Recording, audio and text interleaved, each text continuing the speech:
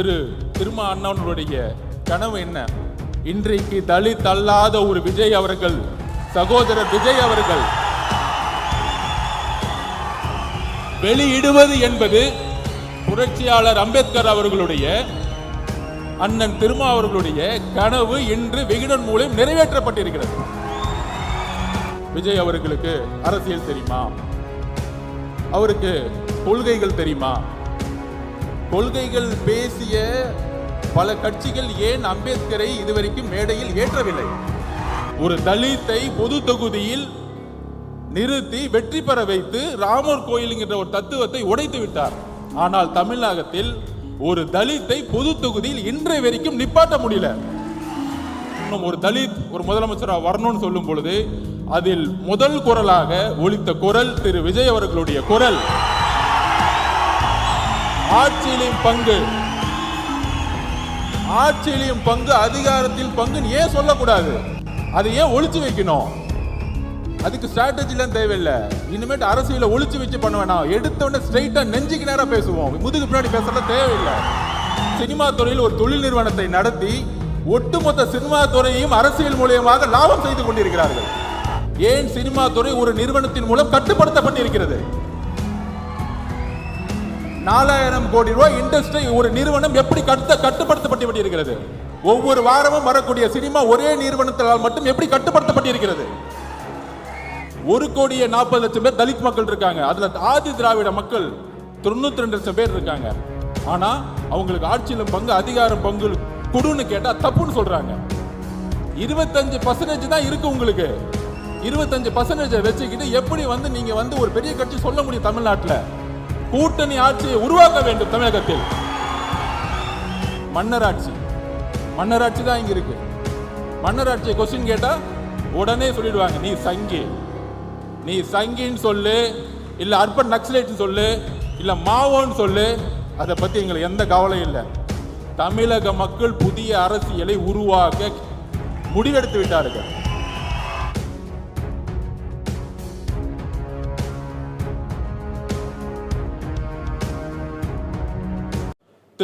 திருமா அண்ணனுடைய கனவு என்ன? தலித் அவர்கள் தான், தலித் மட்டுமே பேசிக் கொண்டிருந்த தலைவர் அம்பேத்கர் அவர்களை இன்றைக்கு தலித் அல்லாத ஒரு விஜய் அவர்கள், சகோதரர் விஜய் அவர்கள்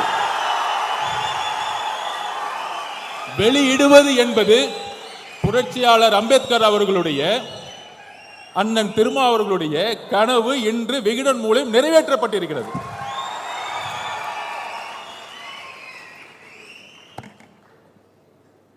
இதுல சில விமர்சனங்கள். சகோதரர்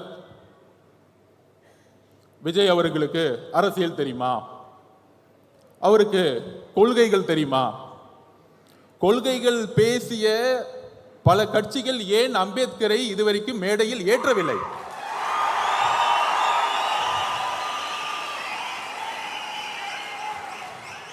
இன்றைக்கு இந்த புத்தக விழாவின் வெற்றி, திரு நிர்வாக இயக்குனர்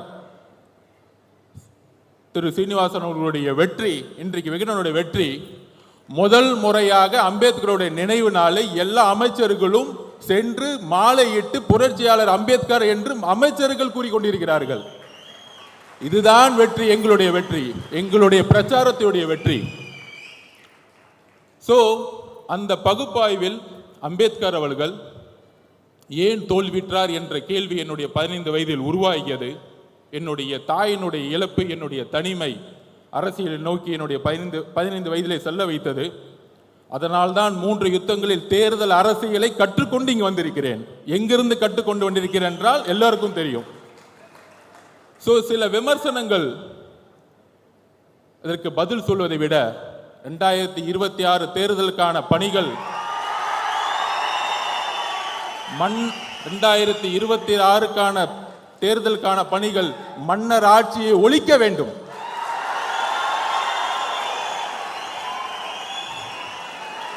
பிறப்பால் பிறப்பால் பிறப்பால் பிறப்பால் அனைவரும் சமம் என்கின்ற கருத்தியலை அம்பேத்கர் உருவாக்கியதை போல இங்க பிறப்பால் ஒரு முதலமைச்சர் உருவாக்கப்படக்கூடாது.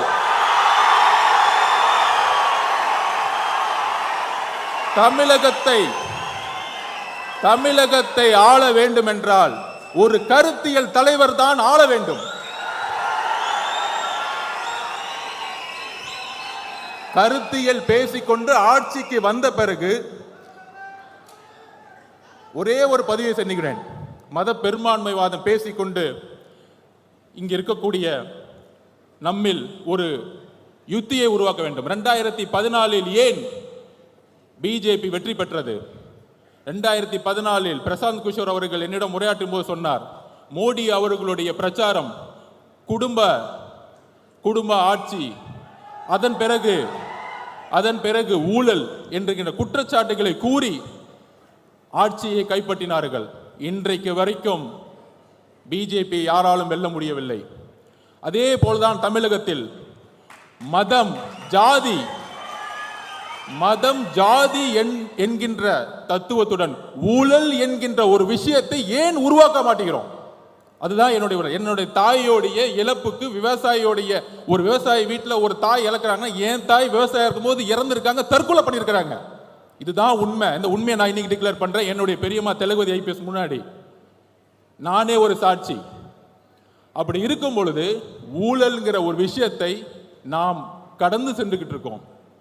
தமிழ்நாடு ஊழலை கடந்து சென்றுகிட்டு இருக்கு. பெரியார் அவர்களுடைய கனவின் மூலமாக மத பெரும்பான்மைவாதத்தை துடைத்தெறிந்து விட்டோம். மத பெரும்பான்மை தமிழகத்தில் கிடையாது. பிஜேபிக்கு 2% மேல இங்க கிடையாது. அதை பெரும்பான்மை முடிச்சாச்சு. ஆனால் ஒரே ஒரு ப்ராப்ளம் இருக்கு. இன்றைக்கு ஹரியானாவிலும் மகாராஷ்டிராவிலும் ஜெயிச்சதுக்கான காரணம் ராமர் கோயிலை கையில் எடுத்தார்கள். இன்னைக்கு ராமர் கோயில் இன்றைக்கு கரெக்டா இந்த எலெக்ஷன்ல அகிலேஷ் யாதவால் அதை நிலைநாட்ட முடியல. அகிலேஷ் யாதவ் வெற்றி பெற்று விட்டார். ஒரு தலித்தை பொது தொகுதியில் நிறுத்தி வெற்றி பெற வைத்து ராமர் கோயிலுங்கிற ஒரு தத்துவத்தை உடைத்து விட்டார். ஆனால் தமிழகத்தில் ஒரு தலித்தை பொது தொகுதியில் இன்றைய வரைக்கும் நிப்பாட்ட முடியல. இன்றைக்கு நான் தரவுகளை சொல்றேன். 2011 தரவுகளின் அடிப்படையில் 1,40,00,000 தலித்துகள் இருக்கிறார்கள். ஆனால் ஆட்சியிலும் பங்கு, அதிகாரத்தில் பங்கு என்று கூறினால் அது தவறு என்று யாரு சொல்றாருன்னா, எல்லோரும் சொல்ற மாதிரி சனாதானம் எங்கிருந்து வருதுன்னா, பிஜேபி சொன்னா மட்டும் சனாதானம் கிடையாது. ஒரு சாதாரண மனிதன் ஒரு முதலமைச்சரா வரணும், ஒரு தலித் ஒரு முதலமைச்சரா வரணும்னு சொல்லும் பொழுது அதில் முதல் குரலாக ஒலித்த குரல் திரு விஜய் அவர்களுடைய குரல். ஆட்சியிலும் பங்கு, அதிகாரத்தில் பங்கு ஏன் சொல்லக்கூடாது? அதை ஏன் ஒளிச்சு வைக்கணும்? அதுக்கு ஸ்ட்ராட்டஜிலாம் தேவையில்லை. இனிமேட்டு அரசியல ஒளிச்சு வச்சு பண்ண வேணாம். எடுத்தோடனே ஸ்ட்ரைட்டா நெஞ்சுக்கு நேரம் பேசுவோம். முதுகு பின்னாடி பேசலாம் தேவையில்லை. எதுக்கு பயம்? எதுக்குமே பயப்பட வேண்டாம். அந்த அளவுக்கு, அதாவது சினிமா துறையில் இன்றைக்கு அவரை சுத்தி 2000 கோடி ரூபாய் ஒரு தொழில் இருக்கு. அதை விடுறதுக்கு ஒரு மனசு வேணும். ஆனால் இங்கே ஒரு சினிமா துறையில் ஒரு தொழில் நிறுவனத்தை நடத்தி ஒட்டுமொத்த சினிமா துறையையும் அரசியல் மூலமாக லாபம் செய்து கொண்டிருக்கிறார்கள். ஆனால் இன்றைக்கு வரைக்கும் அது குரல் இல்லை. இந்த குரல் எங்கிருந்து வர வேண்டும்? ஏன் சினிமா துறை ஒரு நிறுவனத்தின் மூலம் கட்டுப்படுத்தப்பட்டிருக்கிறது? 4000 கோடி ரூபாய் இண்டஸ்ட்ரி ஒரு நிறுவனம் எப்படி கட்டுப்படுத்தப்பட்டிருக்கிறது? ஒவ்வொரு வாரமும் வரக்கூடிய சினிமா ஒரே நிறுவனத்தால் மட்டும் எப்படி கட்டுப்படுத்தப்பட்டிருக்கிறது? இதை மக்கள் முன் எடுத்து கூற வேண்டும். திரு விஜய் அவர்களுக்கு, சகோதரர் விஜய் அவர்களுக்கு ஒரே ஒரு கோரிக்கை, தமிழகத்தின் ஊழலை எடுத்து பேசுங்கள். மதவாதத்தை எடுத்து பேசுங்கள். கொள்கைகளை பேசிக்கொண்டு ஆட்சிக்கு வந்து ஊழல் செய்யக்கூடிய 2 விஷயத்தை நான் பதிவு பண்றேன். சாமியார்கள், போலி சாமியார்கள். காஞ்சி மகா பெரியவர் நல்லவர், ஆனால் போலி சாமியார்கள் இங்க அதிகமா இருக்கிறாங்க.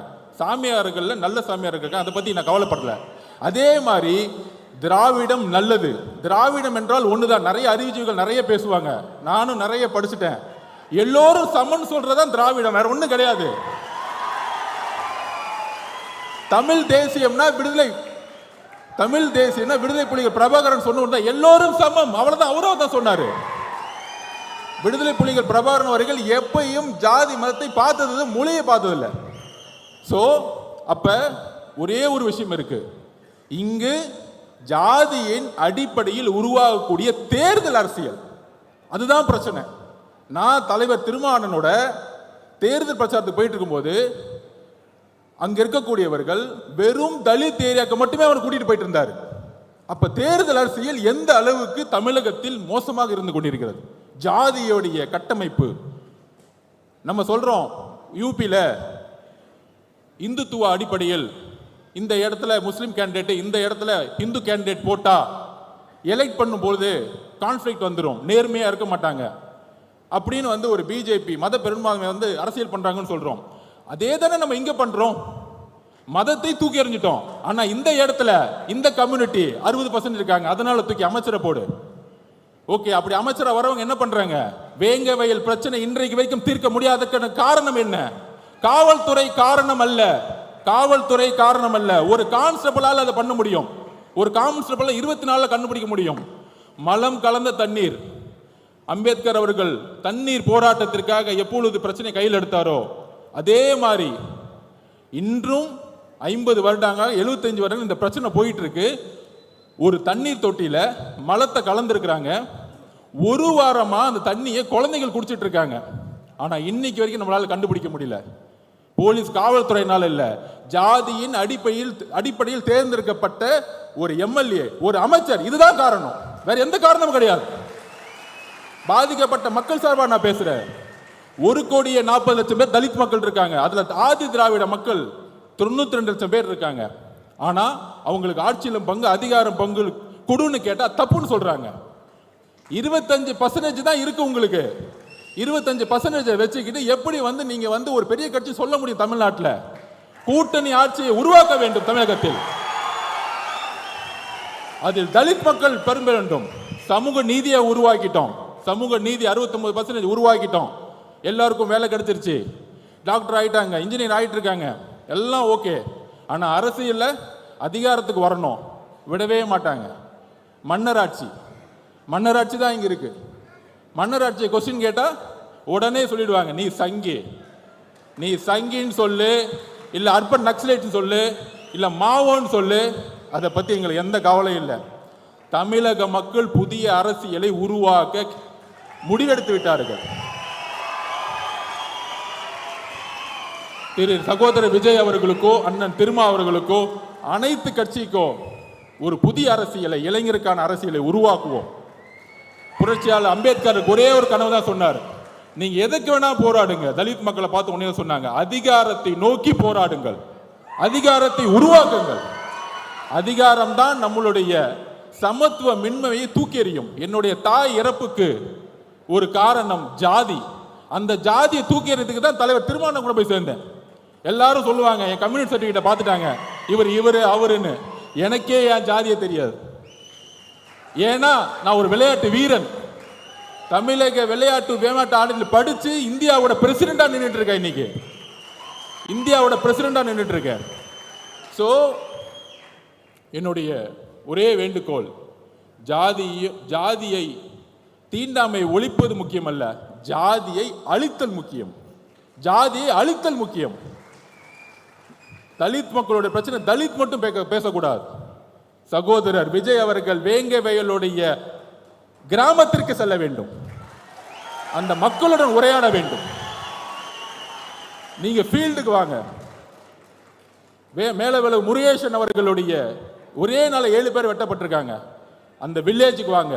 உங்களுடைய பிரபலம், உங்களுடைய ஒரு வார்த்தை தமிழகத்தில் இன்றைக்கு எப்படி எல்லா அமைச்சர்களும் இந்த ஒரு புக் ரிலீஸுக்காக எல்லா அமைச்சர்களும் இன்னைக்கு ஏறி மேடையில் ஏறி அம்பேத்கருக்கு மாலை போட்டு புரட்சியாளர் அம்பேத்கர் சொன்னாங்க பாருங்க, இதுதான் உங்களுடைய வெற்றி. இதுக்கு தான் இந்த மேடையை உருவாக்கணும், இந்த மேடையை அதற்கு தான் உருவாக்கினோம். புத்தக விழாவில் அரசியல், அம்பேத்கர்னாலே அரசியல் தான். அனைவருக்குமான தலைவர்னு சொன்னாலே இங்க நிறைய பேருக்கு பிடிக்காது. திரு பெரியார் அவர்களும் அம்பேத்கரோட கொள்கையிலும் இணைந்து இனிமேல் பயணிக்க வேண்டியணும், இணைந்து பயணிக்கணும். அப்படி இணைந்து பயணிச்சாதான் தமிழகத்தில் புது மாற்றங்கள் வேணும், புது மாற்றங்கள் உருவாகும். ஓடப்பனாயிருக்கும் ஏழையப்பன் உதயப்பன் ஆகிவிட்டால் ஓர் நொடிக்குள் ஓடப்பன் உயரப்பன் எல்லாம் நிலை மாறி ஒப்பப்பர் ஆகிவிடுவார். புரட்சியாளர் பாரதிதாசன் கூறியதை போல ஏழைகள் ஒன்று சேர்ந்தால் உங்களை தூக்கி எறியக்கூடிய காலம் உருவாகும். புதிய அரசியலை நோக்கி நாம் செல்லுவோம். நன்றி, வணக்கம்.